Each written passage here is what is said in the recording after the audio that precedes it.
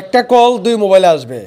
অবাক করা কাণ্ড না? অনেকে বলবে ভাই সিটিংবাজি করেন, একটা কল দুই মোবাইলে কিভাবে যায় এটাই দেখাবো। মোবাইলের সেটিংসে এই অপশন আছে, এখন প্র্যাকটিক্যাল দেখাবো। এটা আমার কথা না, মোবাইল কোম্পানির সিস্টেম প্রত্যেকটি ফোনে দেওয়া রাখছে একটা কল দুই মোবাইলে যাবে।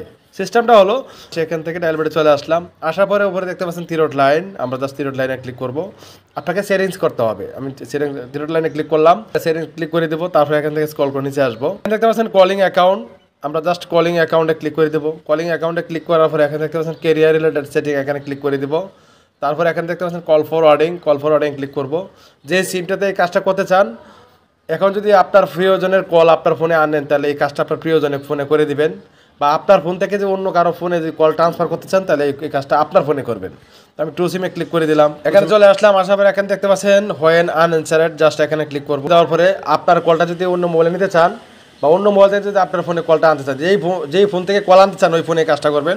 আমি একটা নাম্বার দিয়ে দিলাম, এটা ওকে অপশানে ক্লিক করে দেবো। ক্লিক দেওয়ার পরে কিন্তু অটোমেটিকভাবে এখন যদি আমি কল রিসিভ না করি, কেউ যদি কল করলে রিসিভ না করলে এই যে নাম্বারটা দিয়েছি এই নাম্বারে কিন্তু কলটা চলে যাবে।